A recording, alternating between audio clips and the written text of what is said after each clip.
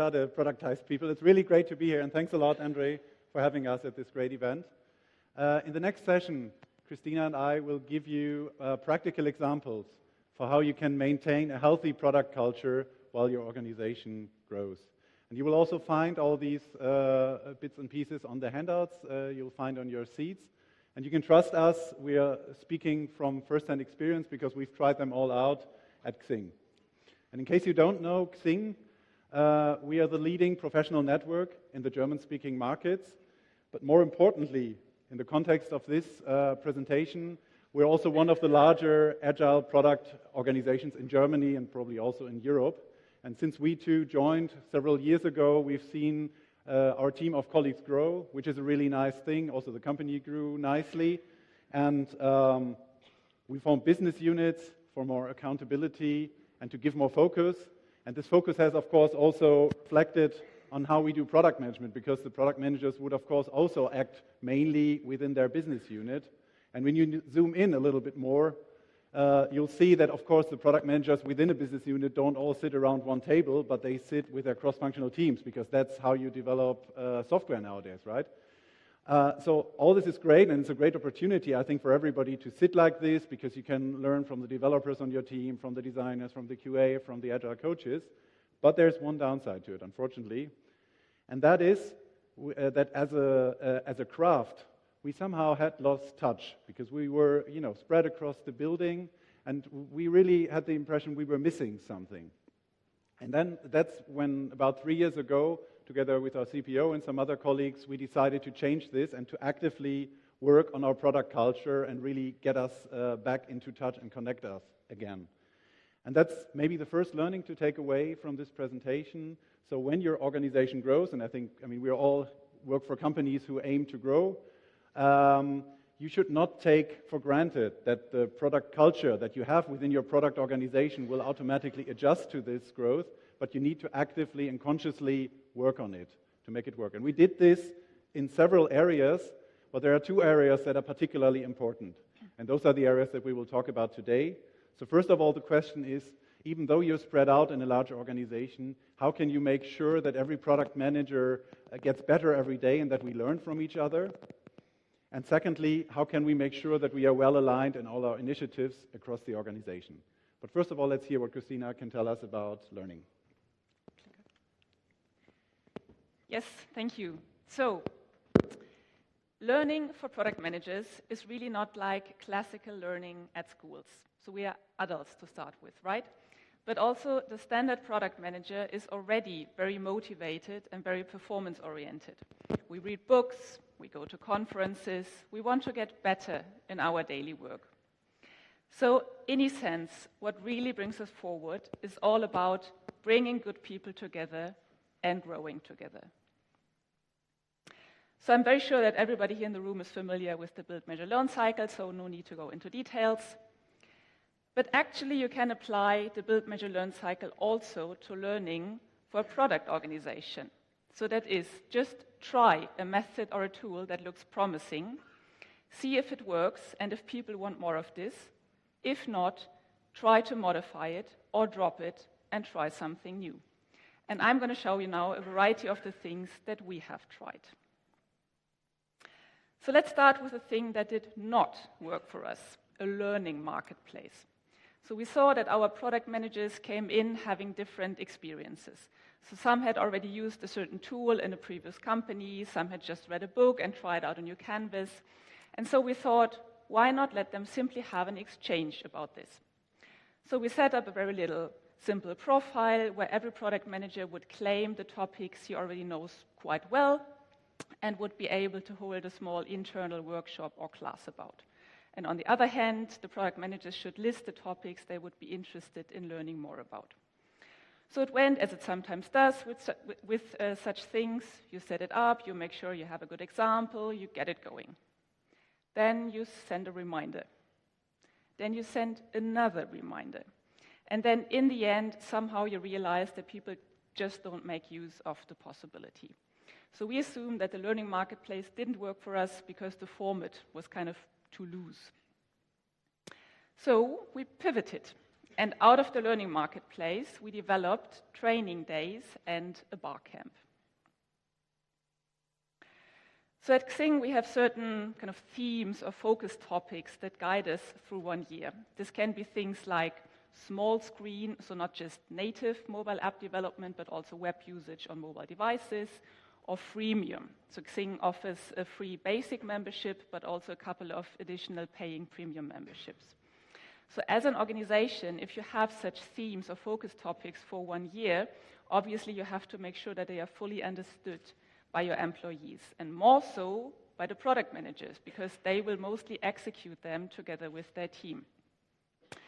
So for those training days around a certain focus topic, we have then a group of people or a team that knows most about that topic, that then organizes a full day as a training.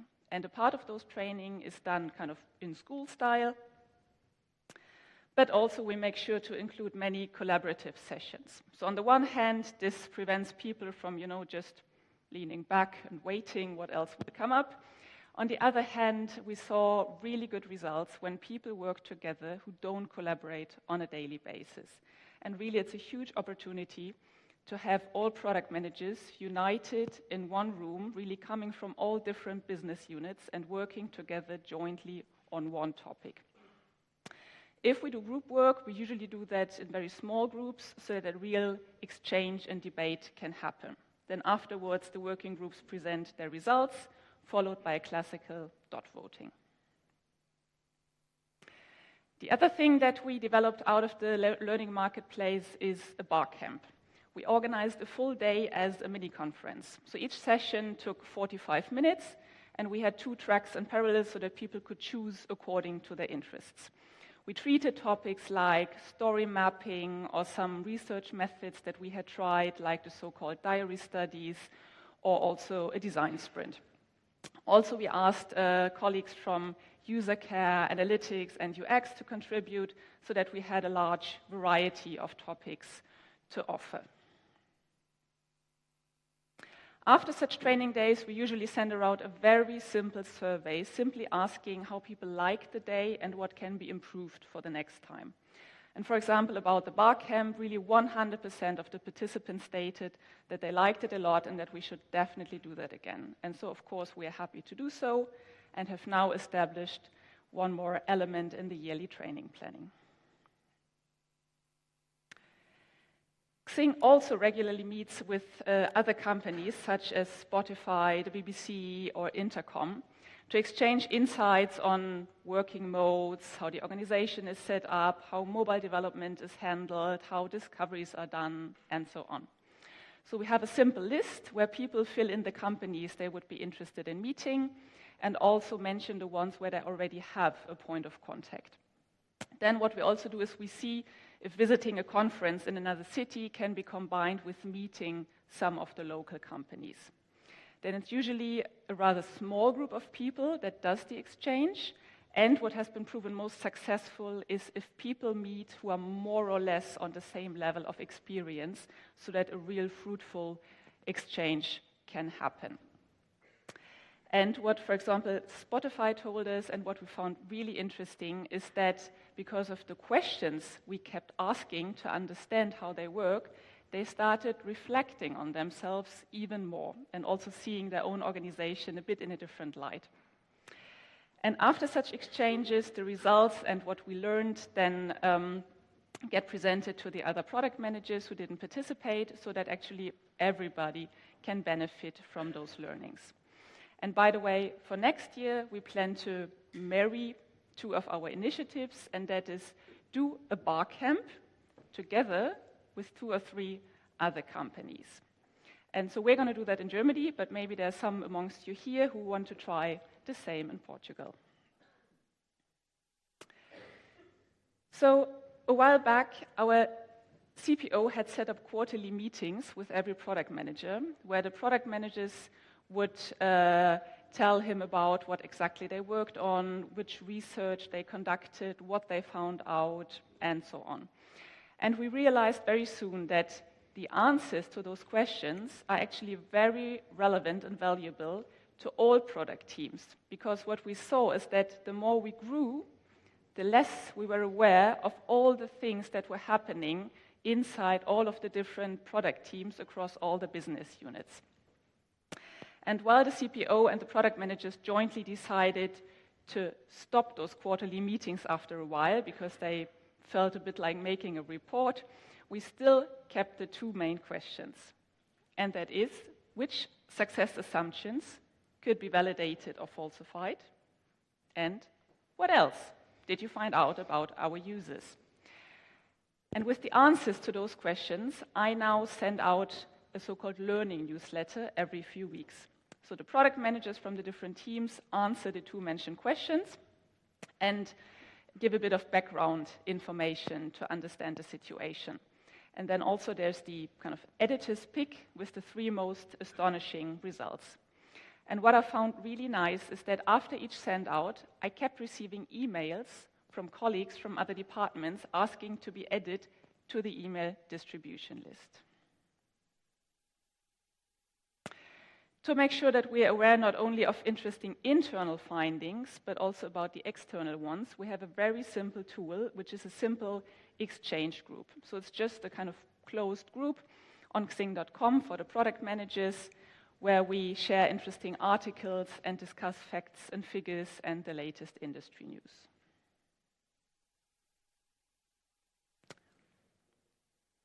So I'm pretty sure that everyone here in the room is aware about onboarding and how crucial it is for a new colleague's success. So a product manager is a specialist for his area. He knows the market, he knows the customers, and he works very closely on executing the company strategy with his team. So when a product manager leaves a company, there's a huge risk that a lot of this very valuable knowledge gets lost. So when preparing for leaving a company, offboarding, a very promising way is to approach this like a product manager. And that is, have your customer, aka your successor, in mind and try to provide him or her with the best possible handover. Also make sure you check your onboarding criteria because your offboarding should match this. And one of our former colleagues has written a nice little article about offboarding on Medium. We put the short link on your handout so that you can read through all the tips in detail later if you like.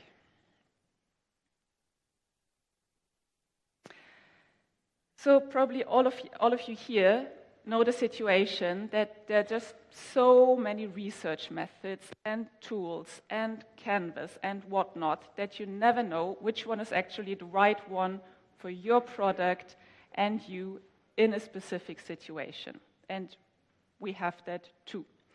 So to help us product managers and to strengthen the collaboration between product and UX, our UX department set up this nice little book, the Experiments Handbook. So they describe a variety of methods and give some nice examples. We brought 5 copies of the book down there, so the fastest of you can get them here after our talk, but also it's available on Amazon if you like. The user feedback coffee is a tool we can really highly recommend to every company of every size. It's basically like speed dating with your users. And it works like this. You have one user in each of the 4 corners of a room, and then a team who wants to show a small prototype or test a smaller feature has 15 minutes with the user. Then after 15 minutes, a bell rings and the teams rotate so that after 1 hour, all teams have spoken to all 4 users. And usually we do 2 sessions, one after the other, so that after 2 hours you have spoken to 8 users. This is a super cheap test method. Everybody can do it. And it's really valuable to get first impressions and directions from real users. In 2015, our CPO had set up an initiative he named PAX. So, PAX, you may ask, but no, it's actually Product at XING. So, as a part of PAX, we defined a North Star. So that means the principles and values we want to work towards. That can be things like factualize, challenge assumptions, build for outcome, and some more. Each of those principles has subtracks that we aim to fulfill. We have 4 people per quarter taking care of the PAX project and developing it further. And also we have monthly PAX meetings followed by a joint lunch for all product managers. And one part of these PAX meetings is the so-called kudos. A product manager can give a kudo to the other product managers who did a particularly good job regarding our principles and values to even reinforce them even more. And the reward is then usually a 25 euros voucher for Amazon or other companies. Also, as part of the PAX project, we do regular surveys to find out in which area we are already doing quite a good job, we think, and in which other areas we would still like to improve. And one of those latter ones that kept popping up regularly was Strahlkraft. So with Strahlkraft, fantastic German word, right? We mean going out, having an exchange, speaking on conferences about our work. So yes, Arne and I can tick that one off now. But no, seriously, what is really valuable for us about going out and speaking is that we get a lot of feedback that we can then again incorporate. So again, if you have feedback for us, if you have suggestions or ideas, please do get in touch. You have our contact details on the handout as well, and we are really interested in hearing from you. And the other theme that kept coming up regularly was alignment. So we felt we were not aligned yet. And Arne will tell you more about that part. Thank you, Christina.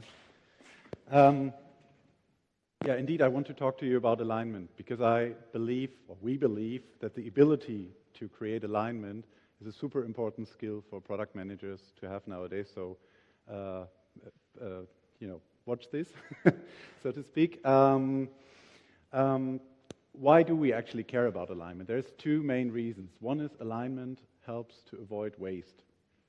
And why is that? Because if you are not well aligned, you may find out very late when you are in a product initiative that the people you collaborate with had a slightly different understanding of what their role was or what they were actually meant to contribute or for when, or they just understood the why you were doing it differently. So that's what you don't want. Or also, once you've released something, and you may be happy that you managed to get a 10% increase, but you then have your CFO rushing in and saying, "Oh, but I thought this was going to be a 10x thing." Well, then it's too late to talk about all of this. So we really want to make sure that you don't get into trouble and creating ways of having to redo things or other troubles. At the same time, alignment is also important if you want autonomy. And I think we all want autonomy in how we work with our teams. We don't want anybody else to tell us how to prioritize, how to work, and so on. But the tricky thing is autonomy is not something that you can take as a given. Because you're the CEO of your product, you're not. Like this, I don't believe in this CEO of your product thing. Instead, autonomy is something that you can earn if people trust you and if people understand where what you're doing is actually heading towards and why you're doing it. So in other words, the better product managers are aligned about the why and the what of their product, the more autonomy they will be granted with regards to how to build it. And that's what we want in the end, right? And over time, we tried out different methods of how to get better at alignment. And the first of them, some of you may have heard about it, goes by the beautiful German name of Auftragsklärung. There's even a YouTube video of some of you trying to say it. I'm not sure if those of you are in the room. Anyways,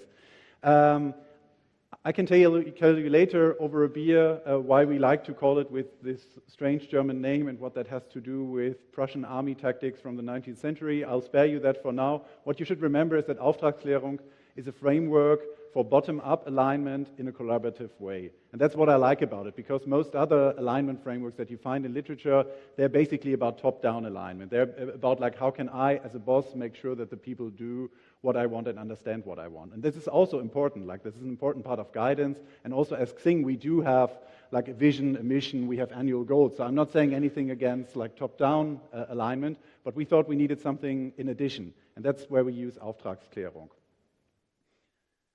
And when we talk about alignment, there are actually 3 dimensions in which you need to align. I mean, first of all, upwards with senior stakeholders, management, and so forth, because what you want to find out as early as possible when you set off for an initiative is what their expectations are. And you might find out that different stakeholders have different expectations, so it's important to know that so you can actually point that out. Or you may find out that their expectations are completely unrealistic. So then you can already start getting into expectation management, which is also better done earlier than later. Secondly, you need to align laterally with all those teams and specialists that are supposed to contribute to your initiative. And basically make sure they're clear about the why and about their role and so forth. And last but seriously not least, you need to align inwards with your team. So your teammates need to know why they are coming to work every day and why it actually is that you're building what you're currently building. And the question now is, how do you bring all these people together? Well, and our best approach we could find is to have a canvas for it. And that's not so much because the world needs more canvases, but because a canvas can really help to externalize what's on people's minds, and that's what you need in order to talk about it. And also through its structure, the canvas can force you to ask the tricky questions up front and not shy away from them, because that's what otherwise you would do. You maybe start discussing something and then you find out, okay, this is difficult, or maybe we talk about it later. But you shouldn't postpone the tricky questions. You should especially clarify the tricky questions up front. And I can now not show you the whole canvas. You can see it on the flip side of the handout. I'll talk about the two most tricky questions in my opinion. And the first question is the question for intent. And there's an author from the UK called Stephen Bungay who nicely refers to the question for intent as the Spice Girls question. What do you really, really want? And that's actually what you should be asking yourself as well as those people that you align with over and over again. And it sounds like a very, very simple question, but you will find out when you talk to people that everybody has a slightly different thing that they really, really want. And in the end, still, you need to come to one intent that you define and that you can use as a reference point. And that should ideally not be a two-pager, but it should fit into a tweet, an old-school tweet, by the way. The second tricky question to answer as soon as you can is the question for outcome. And Jordan nicely pointed out earlier that, of course, outcome matters more than output. That's also one very important value for us. And so it's important to be clear about which needle you want to move and how much you want to move it by when.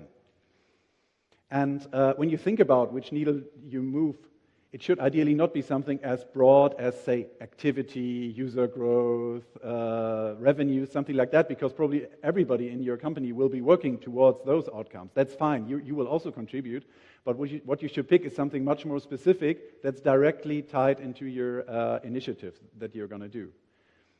And defining what your ambition level is for this outcome is also super important. And this is something I struggled with initially, and I was also discussing this with our CPO, because he always said, yeah, Arne, but like, what's your ambition level, and by when do you want to reach it? And I said, Tim, there's so much uncertainty, and we haven't even done the discovery. How should I really know, what's a realistic ambition level to have? And he said, well, it's not about whether it's really, really realistic, given all this uncertainty, but it's still important to share what's in your guts, basically. What is basically your starting point for setting off to this? And so you can also talk about that with others. So that's why I think outcome is really important to define, and ideally really should be defined before any further effort is spent onto a product initiative. Another format that we do is much simpler than Auftragsklärung. We call it the director's cut, and we started doing it when we realized that as we grew, more and more product managers found out too late what was going on in other departments. And sometimes that had the effect that basically two teams were trying to tackle similar problems at the same time, and that's of course not that's the type of waste we want to avoid, right? So what we now do is that every quarter we get all product people into a room, and for 90 seconds, every product director presents the main initiatives in their area for the next upcoming quarter. And that's, of course, very high level, but nevertheless, it makes sure that everybody in the room has an overview of all the important initiatives within half an hour. And then the second part is even more important. That's when people step closer and start talking about these things, because that's what this meeting is all about. It's about triggering a dialogue between the people that should be talking. It's not about the information as such. That the information we also have on Jira and on Confluence, but if people don't know what they are looking for, they will not find it. So you have to initiate the dialogue. That's what we do here and what has really helped us. And coming to the last tool, that's actually a tool we apply if during the alignment process no agreement can be made. And that's totally okay, because just to state that clearly, alignment is not about agreeing with everybody. Alignment is about clarity. And sometimes you just need to force a decision so that everybody is clear what the direction is. But that's a difficult thing, of course, because we all like each other as colleagues, and it always seems a little bit weird to say, oh no, I'm escalating to superiors. But you always have to keep in mind that when you're in a process, and for instance, 2 product managers, one from my team and one from a completely different department, try to get an alignment and they cannot agree, then that's maybe because they have conflicting goals. And then it's okay that they cannot resolve them and take it one level up. So we are really trying to see escalation as a fruitful way of getting to decisions more quickly. And it's relatively simple to do that. So first of all, the first rule is, if you notice that you cannot come to an agreement, then don't let this block yourself or others, but escalate as quickly as you can. But ideally, don't do it behind your colleague's back, but agree that you don't agree and then do it together, because that's definitely nicer for the relationship with your colleague. And when you do that and you take it up one level, or sometimes you may even need to take it several levels up, be clear about what's unclear. Really help those that you expect a decision on a certain boundary from to really point out what it is that you need help with. And lastly, for those that help make this decision, they should really only make that one decision, but then hand the topic back to the people in charge. So this is kind of not the starting point of micromanaging from the top, but it's just really helping set new boundaries for unclarity and then letting the people whose job it is move on. So talking about moving on, we hope that you found the examples that we gave you helpful and have an interest in trying them out, or maybe you have tried out other methods in your own organization. In any case, we're really, really looking forward to your feedback and exchanging with you later at the party. And lastly, on a personal note, I will be moving to Porto at the end of this year, because XING is opening an office there. So if there are any of you here from Porto, then I'm really happy to connect later on with you at the party. Thanks a lot. Muito obrigado. Thank you.